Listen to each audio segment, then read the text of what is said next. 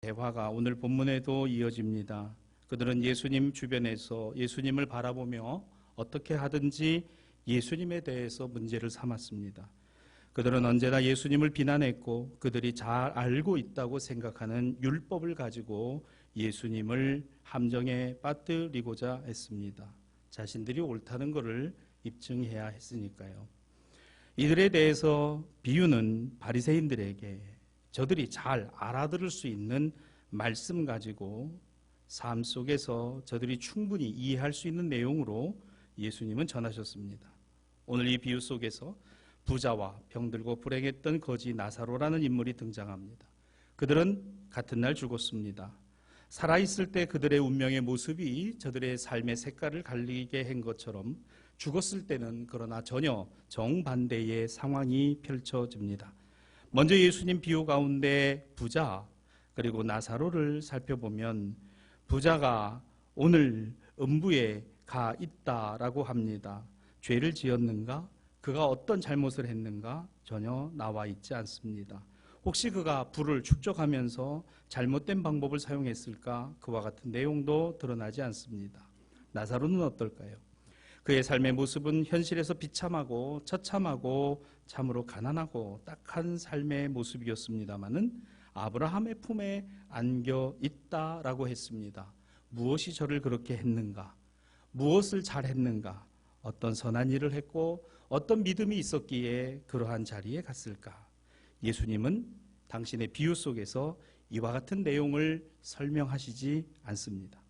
다시 말하면 우리는 오늘 이 예수님의 비유를 통해서 천국은 이러한 자들이 가고 지옥은 이런 자들이 갑니다. 이걸 설명하기 위한 것 아니고 천국은 이렇습니다. 지옥은 이러합니다. 이것을 설명하는 건 역시 아니라는 것입니다. 또 하나, 나사로가 믿음이 있어 천국에 갔고 부자는 믿음이 없어서 지옥에 갔다. 이 이야기도 결코 이 본문의 예수님의 비유와는 맞지 않다는 것입니다. 좀 더 자세히 살펴보죠.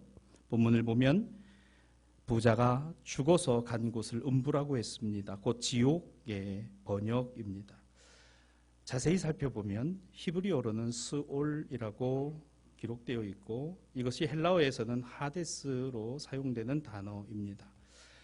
이 스올이라고 하는 단어는 유대인들에게 있어서 지옥의 개념이 아닙니다. 다시 말하면 구약에는 지옥의 개념이 있는 것이 아니라 다시 말하면 스올, 다시 말하면 죽은 자가 가는 곳, 그게 스올입니다. 죽은 자가 머무는 곳, 이 세상이 아닌 저 세상을 스올이라고 표현했어요. 지옥이 아닙니다. 신약에 나타나는 지옥의 개념은 하데스. 그렇습니다. 그저 죽은 사람이 가는 곳이 스올일 뿐입니다. 부자는 그곳에 갔어요. 그런데 무엇이 고통스럽고 무엇이 이 바리새인들에게 유대인들에게 의아스러운 장면이었을까? 나사로입니다. 그는 스올이 아니라 아브라함의 품에 안겨 있었다고 했습니다. 여러분 유대인들은 지금도 마찬가지입니다만 철저하게 이걸 믿고 있어요. 우리 하나님 선민이야. 하나님 우리를 택하셨어. 그러므로 이 세상을 떠났을 때는 우리 믿음의 조상, 우리 아버지 아브라함의 품에 안기는 것을 가장 큰 축복으로 여기고 당연히 우리들에게 주어지는 것이다 라고 생각했습니다. 예수님 당시에도 말입니다. 예수님은 이 비유를 지금 바리새인들에게 이 비유를 말씀하시면서 부자가 아브라함의 품에 안겼다면 고개를 끄덕끄덕하고 그래, 그는 그럴 만한 자격이 있어. 그런데 이 부자는 그 아브라함의 품이 아니라 이방인들이나 들어가야 하고 이방인들이 있어야 하는 장소 스올에 가서 머물러 있고 나사로라고 하는 그 부잣집 앞에 거지가 아브라함의 품에 안겨 있다라고 하는 것이 도대체 이해할 수 없는 것이었습니다. 바리새인들에게는 자신들의 믿음의 확신이라고 하는 것이 완전히 어긋나 있다는 것을 여기서 깨닫게 됩니다. 바리새인들과 예수님과의 이 긴장 관계는 누가복음 15장부터 시작되죠. 16장 오늘 본문하고 이어지는 17장까지 이어집니다. 잃어버린 양, 잃어버린 은전, 돌아온 탕자. 저 전부 누구를 겨냥해서 예수님 말씀하고 계세요? 바로 이 유대인들, 바리새인들을 향해서 말씀하고 계십니다. 다른 사람이 들으라는 게 아니에요. 유대인들, 그 중에서도 신앙 좋고 믿음 좋다고 하는 이 바리새인들을 향하여 예수님 말씀하십니다. 저들은 끝까지 이 말씀을 듣지 않습니다. 자신들에게 적용하지 않습니다. 이것이 내 이야기라고 받아들이지 않습니다. 바리새인들 스스로는 대단한 종교적인 열망과 신앙을 갖고 있는, 둘째가라면 서러워할 사람들이 바로 이 바리새인들, 율법학자들이었습니다. 그래서 그들은 늘 생각했어요. 내 이 신앙과 믿음이 오늘 다른 사람과는 분명히 달라. 너는 나와 달라. 나는 너와 달라. 나는 하나님의 백성이야. 나는 선민이야. 나는 구원받은 사람이야. 나는 아브라함의 품에 안길 수 있는 사람이라고 생각하며 그들은 그렇게 살아왔어요. 죄인과 달라, 세리와 달라, 저런 부정한 사람들과는 달라, 이방인들과는 달라. 다르다는 겁니다. 차이가 있다는 것이죠. 그래서 그들은 거룩한 삶을 추구한다라고 여겼어요. 말씀을 입에 달고 살았습니다. 종교적인 의식들이 항상 그들을 규정하고 있었습니다. 다른 사람이 볼 때는 얼마나 훌륭하고 좋은 신앙과 믿음의 사람이었는지 몰라요. 그래서 그들은 이와 같은 자부심을 갖고 살았는데 어느 날 이게 산산조각이 나기 시작한 겁니다. 누구 때문에? 예수님 때문에. 예수님 때문에. 사랑하는 여러분, 예수께서 우리의 삶을 산산조각 내신다면 여러분 받아들이실 수 있겠습니까? 오늘 우리의 삶의 자리를 완전히 뒤집어 엎으신다면 우리가 받아들일 수 있을까요? 내 신앙과 믿음이 참 옳은 것이고 바른 것이다라는 것을, 그것이 깨지는 그 순간, 여러분, 우리는 무엇을 알고 무엇을 믿고 살아가는 것인가 진지하게 생각해 보아야 합니다. 오늘 이 바리새인들은 분명 하나님을 믿는다고 했어요.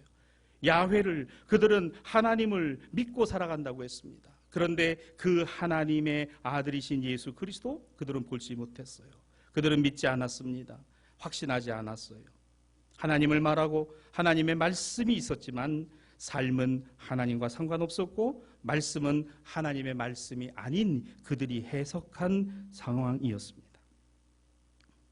누가는 이와 같은 바리새인들을 예수님은 이렇게 보았다고 기록합니다. 본문 앞에 14절입니다. 바리새인들은 돈을 좋아하는 자들이다. 그래요. 오늘 누가는 이렇게 기록했어요. 예수님은 바리새인들 그렇게 봤습니다. 돈을 좋아하는 자들. 뿐만 아니라 15절입니다.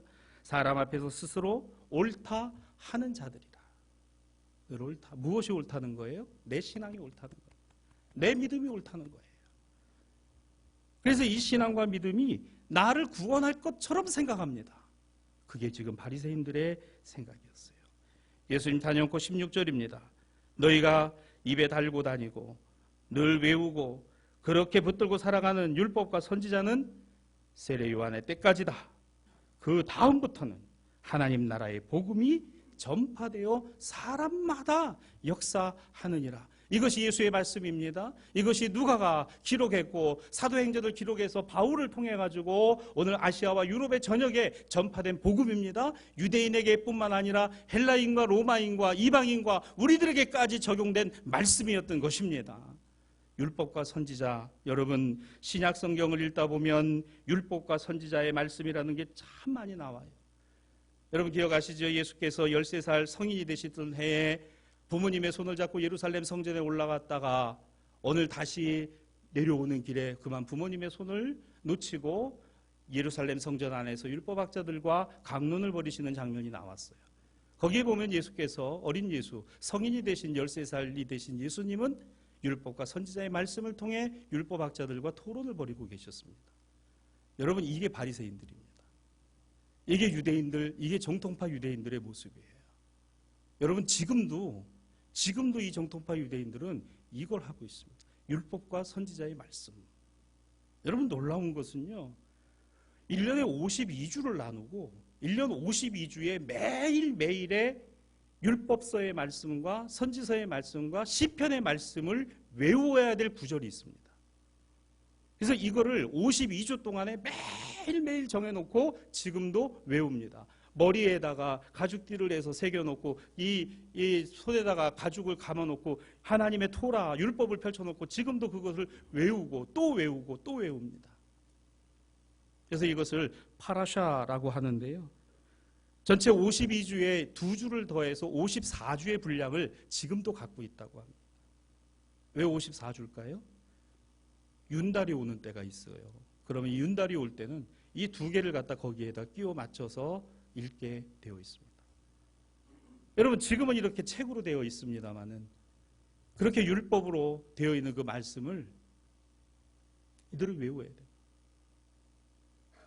그래서 놀라운 것은 이번에 예루살렘에 갔을 때 그 통곡의 벽 앞에서 성인식을 하는 걸 참 우연하게 보게 됐습니다. 그 날짜가 원래 그 날짜가 아닌데 성인식을 하는, 그래서 13살이 된 유대인 아이가 할례를 받고 남자아이가 이 이 기도에 이거를 걸치고 아버지로부터 축복을 받고 그 율법의 말씀으로 그 모든 일가 친지들이 축복을 하는 장면을 함께 보게 됐어요. 율법을 줍니다. 지금도 그것을 외우도록 되어 있어요. 여러분 2000년 전에 예수님 당시에 이 바리새인들과 유대인들은 그 당시에 책이 어디 있어요? 종이가 어디 있습니까? 전부 양피지 두루마리에 써있는 그 하나님의 율법의 말씀을 말입니다. 그들이 회당에서 그것을 펼쳐놓고 그것을 외우고 또 읽었습니다마는 전부 머릿속에 외웠다는 거 아십니까? 외웠다고요. 구약의 말씀을 외웠단 말입니다. 머릿속에다 넣고 이게 바리새인들이었어요. 율법과 선지자의 말씀. 여러분 어린 예수께서 이미 13살의 성전에 들어가셔서 그 율법학자들과 강론을 벌이신 것은 말씀을 펴놓고가 아니라 외우고 계셨던 거예요. 예수님도 외우고 계셨던 거예요. 천재입니다. 대단한 사람들이요. 그 바리새인 중에 바리새인이 바울이었어요. 가말리엘 문화에서 그는 이 율법을 외웠습니다. 바울은 터키 남쪽의 길리기아 지역의 다소라고 하는 곳에서 살았던, 그는 디아스포라 유대인이었죠. 그는 로마의 라틴어를 구사할 수 있었어요. 헬라 문화에서 그리스어를 썼습니다. 그리고 모국어인 히브리어와 아람어를 사용하는 4개국어 이상을 썼던 게 바로 사도 바울이었습니다. 그는 이 하나님의 파라샤의 말씀을 외우고 살았던 사람이에요. 오늘 주님께서 오늘 본문에 말씀하십니다. 너희가 선지자와 율법과 선지자가 율법서와 선지서에 있는 말씀이 너희 가운데 있느냐? 과연 그것이 언제 때까지냐? 유대인은 지금까지. 뭐가 없어요? 신약 성경이 없습니다. 그들에게 신약이 없어요. 우리 교회가 공동성서정과를 사용하고 있습니다. 공동성서정과는 제1독서 구약과 시편 그리고 제2독서 서신서와 복음서 4가지 파트로 되어 있죠. 이것과 비슷합니다. 그런데 우리의 결정적인 차이가 뭘까요? 복음서가 있다는 겁니다. 우린 복음서가 있다. 사랑하는 여러분, 예수 그리스도가 복음의 주인입니다. 복음의 주인공이신 겁니다. 여러분 이것이 퍼져나감으로 말미암아 우리가 하나님의 자녀가 된 것입니다. 지금도 유대인들은 우리를 이방인으로 개와 같이 여겨요. 자신들만이 하나님의 백성이라고 생각합니다. 예수님 당대에도 그랬습니다. 그들은 뿐만 아니라 스스로 옳다라고 했습니다. 그들은 돈을 좋아하는 자들이라고 했습니다. 이게 바로 바리새인들이었습니다. 하나님의 말씀은 하나님만이 주인이시다. 하나님이 모든 것의 주인이시다. 오늘 그 하나님이 너희의 인생의 주이시다. 이게 바로 토라의 내용입니다. 너희는 그 하나님을 사랑하고 또한 그 이웃을 너희 사랑하듯이 사랑하라. 이것이 토라의 중심이었습니다. 그런데 이것을 가르치고 전해였던 바리새인과 유대인들은 오히려 땅의 권세와 정치 권력과 재물을 지식과 명예와 그 어떤 것도 자신들의 주인인 양 오늘 그렇게 여기며 살아갔으니 오늘 이것이 예수님의 눈에 보시기에는 전혀 합당하지 않은 것이었어요. 고아와 가부들을, 객과 나그네들을, 가난한 이들과 불쌍한 이들을 돌아보지 아니하는 인간의 탐욕이 오히려 이것을 가리기 위해서 신앙과 믿음으로 분칠한 것과 같은 모습이라 예수님은 비판하셨던 겁니다. 여러분 지금도 유대인들은 얼마나 이런 의식이 강한지 몰라요.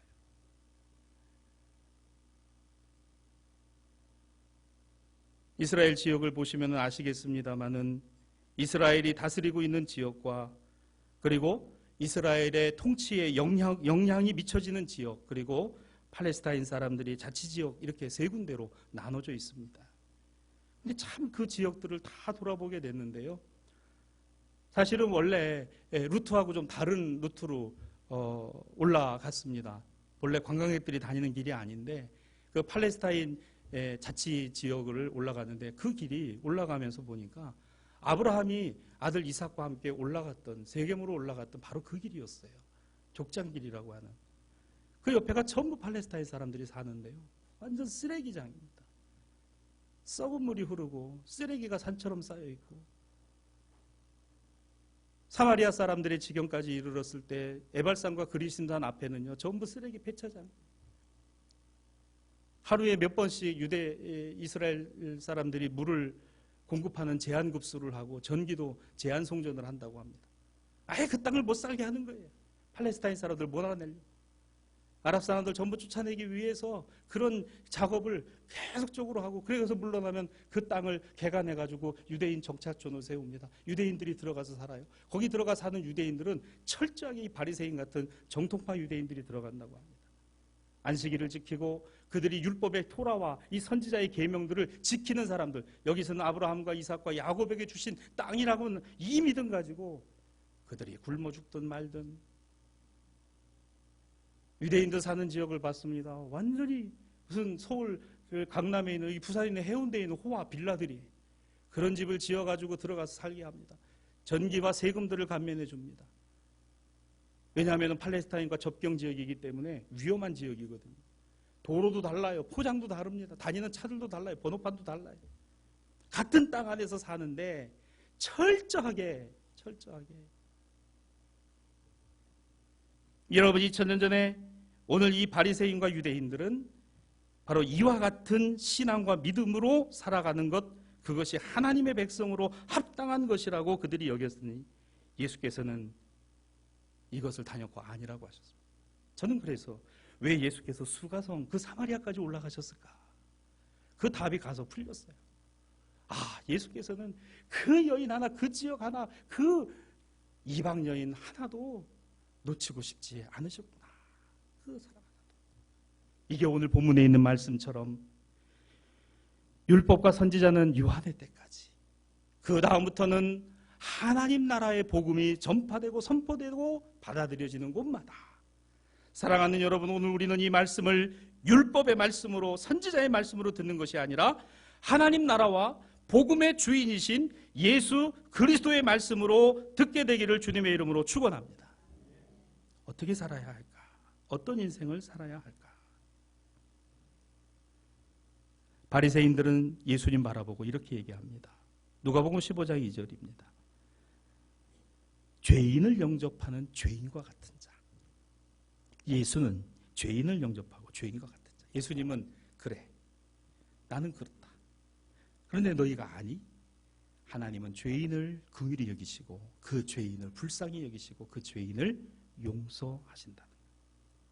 이건 바리새인들에게 전혀 용납이 안 되는 이야기입니다. 저들은 돈을 사랑한다고 했습니다. 물질과 권력을 숭배한다고 했습니다. 여러분, 오늘 이 말씀을 통해서 공동성서전과는 디모데 서신을 우리에게 교훈으로 제시합니다. 사도 바울이 믿음의 아들 디모데에게 이 말씀을 전하며 돈을 사랑하는 것이 일만하게 뿌리가 되나니 오늘 이것이 오히려 그 영혼을 가리고 오늘 멸망으로 이르게 하는 것이다라고 설명을 합니다. 오늘 마찬가지로 바울이 바라보았던 디모데의 사역의 현장, 오늘 그 소아시아의 교회들과 에베소 교회에 나가 있는 디모데의 모습을 보며 조심해라. 물질이, 그리고 세상의 사람의 손으로 만들어진 신들이 받들어지는 것, 그러나 그것은 결코 신이 아니다. 하나님이 아니다. 디모데가 목회했던 에베소를 가보았습니다. 터키의 지역의 소아시아 7교회가 산재되어 있는 그 중에서 에베소 교회는 가장 이 신화가 발달한 지역이었습니다. 아르테미 신전의 여신전, 그 여신전을 바라보는 엄청나게 큰 황제의 신전들, 그리고 거기서 은을 가지고서, 가죽을 가지고서, 토기를 가지고서 신상을 만들어서 팔았던 데메드리오, 아데미어, 아르테미스 여신을 향해서 복을 달라고 빌던 그 에베소 사람들에게 바울이 뭐라고 말합니까? 사람이 만든 것은 결코 신이 아니다. 오늘 그것을 믿고 따라가는 것은 멸망하는 것이다. 그 엄청난 그런 선전 앞에서 바울이 단연코 외쳤을 때 이 에베소 사람들이 분노하고 바울을 죽이고자 달려들었던 이유를 알 수 있었어요. 사랑하는 여러분, 우리의 눈에 보이는 모든 것이 우리를 가능케 하고 우리를 행복하게 만들어줄 것 같지만 이것이 물질이요, 이것이 권력이고 이것이 힘이라면 결코 이것은 우리에게 적용되어질 것이 아니라는 것, 영원하지 않다는 것을 기억하는 저와 여러분이 되기를 주님의 이름으로 축복합니다. 오늘 이 바리새인들은 하나님을 신앙하고 믿는다고 하면서 오늘 누가는, 예수님은 오늘 단연코 저들은 돈을 사랑하는 자들이다. 오늘 이 비유 가운데 결국은 이 부자가 누구였습니까? 바리새인들이에요. 너희 바리새인들이 바로 그렇다는 겁니다. 아브라함의 품에 안긴 것이 부자가 아니라 나사로였다는 이야기는 저들에게는 엄청난 충격이 된 이유죠. 그러면 나사로가 아브라함의 품에 안기게 된 것이 무엇일까? 믿음이 좋았어요? 어떤 선한 일을 했습니까? 오늘 율법을 달달달 외웠나요? 아닙니다. 전혀 그런 것 없어요. 예수님 비유 가운데 그 어떤 설명도 나와 있지 않습니다. 여러분, 우리는 이걸 이렇게 해석할 수 있어요. 은혜입니다. 하나님의 은혜입니다. 은혜예요. 여러분, 부자는요, 하나님 은혜 없어도 살아갈 수 있었어요. 돈이 그를 살게 했습니다. 물질이 그를 살게 했어요. 권세가 그를 살게 했습니다. 권력이 그를 살게 했어요.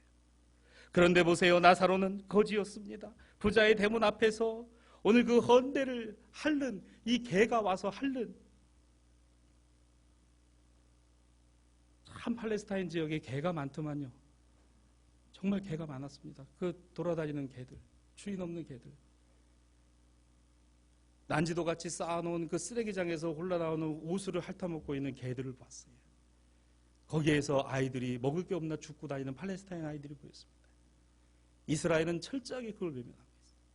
굶어 죽든 말든 저들이 이 땅을 떠나가서 어디로 떠나가면 그 땅을 개간해서 다시 유대인들이 살아가도록 그렇게 땅을 한 뼘 한 뼘 넓혀가고 있었습니다. 그러면서 그들은 안식일마다 하나님의 율법을 배우고 하나님을 사랑하고 이웃을 사랑하는 말씀을 여전히 마음고, 예수는 하나님의 아들 아니고 메시아가 아니다라고 하는 이걸 여전히 갖고서 하나님의 백성으로 복을 받는다고 생각하는 유대인들을 보면서 가슴이 아팠습니다.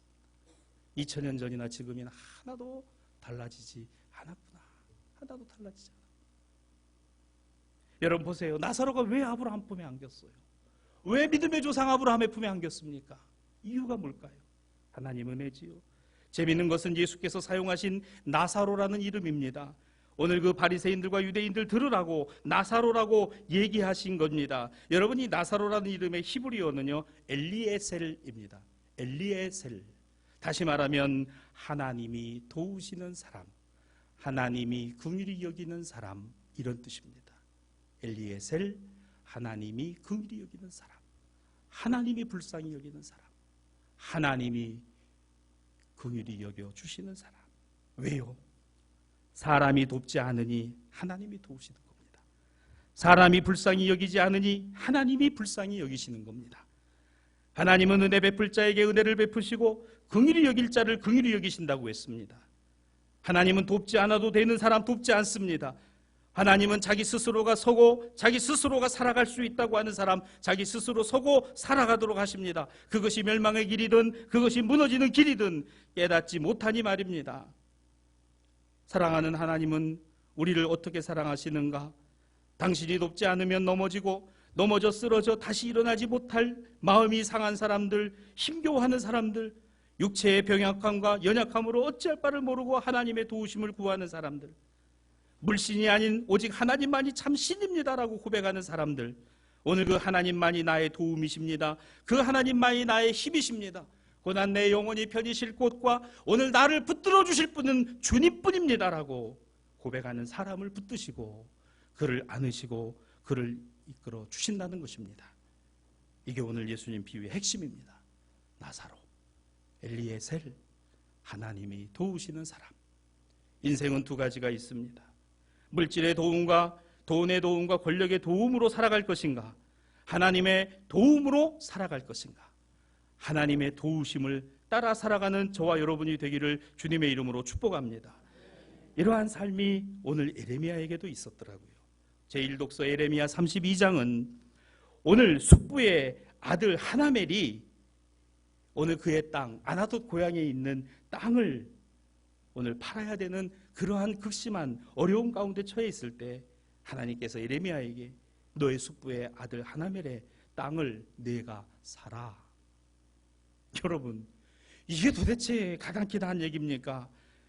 주전 588년 시드기야 10년 시대 바벨론에 의하여 유다가 이제 멸망 직전까지, 나라가 망할 직전까지 치다는 바로 그 상황에, 아니 땅이 무슨 의미가 있고 돈이 무슨 의미가 있겠어요?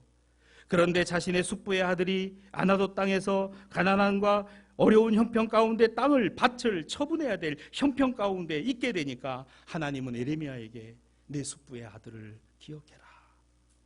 그걸 내가 사주라. 그 돈이 얼마입니까? 에레미야 32장 9절에 보면 아나돗에 있는 밭은 17세겔이었습니다. 대략 우리 돈으로 700만 원 정도 되는 돈이에요. 지금 나라가 망하게 생겼어요. 뭐 돈이 무슨 소용이 있어요? 다 망할 텐데. 근데 오늘 이 땅을 팔아야 되는 가장 절실하고 절박한 에레미야의 숙부의 아들 하나멜의 이 땅을 다른 사람이 아니라 에레미야 네가 사줘라. 왜? 레위기에 보면 여러분 토지와 땅은 하나님의 것이라 그랬어요. 하나님의 것은 절대로 다른 사람에게 팔아서는 안 됩니다. 자기 일가 친족에게 이것을 승계하고 넘겨줘야 되는 것이 유대의 법이었어요. 외면하면 안 되는 것입니다. 모른 척하면 안 되는 것이었어요. 이것을 사주라. 에레미야에게 말입니다. 여러분이 이것을 지키기 위해서 에레미야는 오늘 17세겔을 주고 증서를 써서 오늘 이것을 받습니다. 이게 아무것도 아닌 것 같고 별거 아닌 것 같지만 가장 귀한 하나님의 말씀을 지켜가는 에레미야의 모습을 우리에게 교훈하고 있다는 것입니다. 여러분, 가장 중요한 게 뭘까요? 하나님 잘 믿고 살아가는 것 대단히 중요합니다. 또한 하나님 잘 믿는 사람처럼 이 땅을 살아가는 저와 여러분이 되시기를 주님의 이름으로 축복합니다.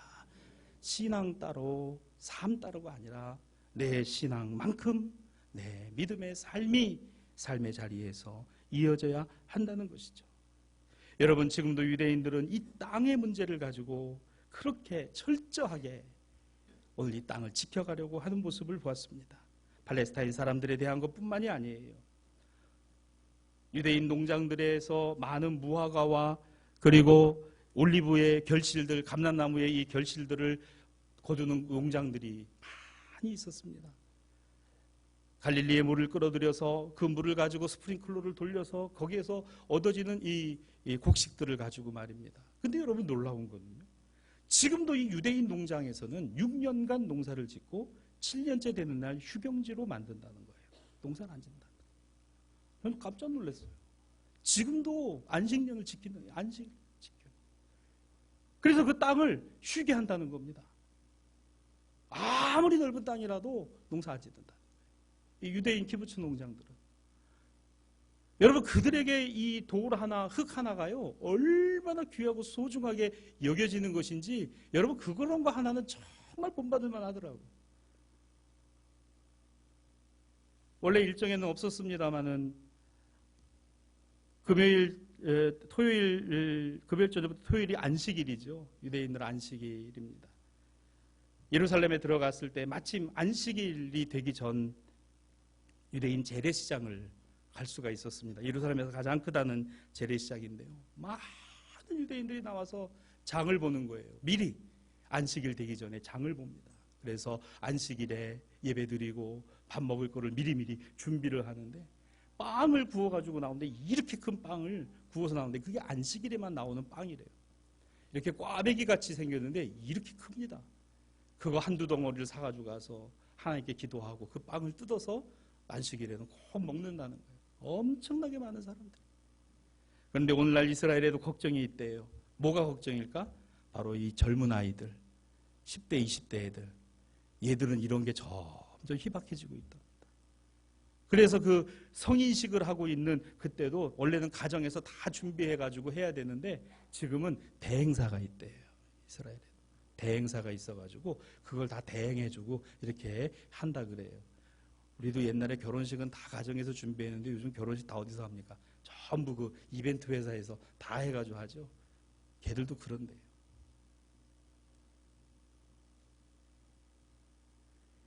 여러분, 오늘 이 말씀 가운데에서 우리가 기억해야 하는 것은 우리의 인생 가운데 우리를 긍휼히 여겨주시고 우리를 불쌍히 여겨주시는 하나님 아버지, 그렇다면 우리는 어떤 인생인가를 알아야 한다는 것입니다. 누가복음 20절, 본문 16장 20절입니다.